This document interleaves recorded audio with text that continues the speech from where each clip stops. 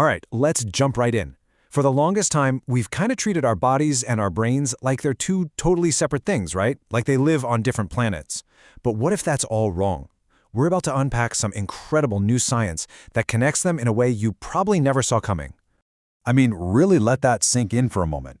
What if the secret to a younger, sharper brain isn't actually in your head, but it's in your muscles? We're always told, do Sudoku, learn a language. But what if the real key to protecting your brain as you get older has way more to do with hitting the gym than with doing puzzles? Yeah, this is the classic view, isn't it? You go to the gym for your body, and you do brain teasers for your mind. Two completely separate lanes. Well, the latest science is just demolishing that idea. It's showing us that these systems are so deeply, deeply connected. How you take care of your body directly impacts the age and health of your brain. It's not separate at all. So you might be asking, okay, where is this all coming from? And look, this isn't just some new age theory. This is all based on a huge landmark study that used some seriously cool technology to literally look inside the human body and brain. Let's dig into the evidence. So this major study, presented not too long ago by the Radiological Society of North America, that's the RSNA, did something pretty revolutionary. They took whole body MRI scans, so we're talking detailed pictures of everything inside a person. And then they used AI to sift through all that data and find patterns that we humans might miss. And this wasn't some tiny study with just a handful of people. Nope, the researchers analyzed over 1,100 healthy adults. That scale is so important because it gives us a ton of confidence in what they found. And honestly, what they discovered has huge implications for every single one of us.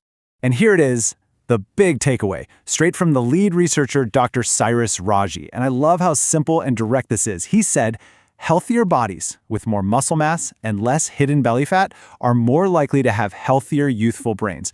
I mean, wow, that's a total game changer right there. So let's really break this down.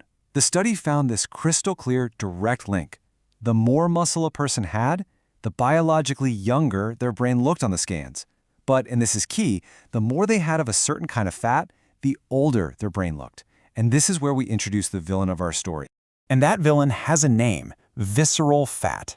Now this is so important to get. Not all fat is the bad guy here. The science is super specific about which type we need to worry about, and it's the sneaky kind, the kind you can't even see or pinch. Let's put these two side by side. On one hand, you've got subcutaneous fat. That's the stuff right under your skin, the stuff you can pinch. The study found this has basically zero impact on your brain's age. But on the other hand, you have visceral fat. This is the hidden fat, deep inside your abdomen, and it is a serious danger to your long-term brain health. Okay, so why is this visceral fat so dangerous? Well, here's the crazy part. It's not just sitting there taking up space, it's biologically active. Think of it like a little toxic factory inside you, constantly pumping out these inflammatory chemicals that spread through your body, and over time, they damage your brain cells. It is actively, literally aging your brain. But hey, if visceral fat is the villain, then we also have a hero in this story.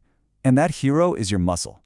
This study showed that muscle isn't just for lifting things or looking good. It acts like a powerful protective force, almost like a shield defending your brain from harm. So how exactly does this muscle shield work? Well, scientists have zeroed in on three main ways. First, your muscles act like a pharmacy, believe it or not, releasing all these helpful chemicals. Second, they're amazing at controlling your blood sugar, which is crucial because high blood sugar can really wreck your brain cells. And third, more muscle usually means you're more active, which pumps more oxygen-rich blood straight to your brain, keeping it firing on all cylinders. Let's zoom in on that pharmacy effect for a second, because it's incredible. When you use your muscles, whether you're going for a walk or lifting a weight, they release these things called myokines.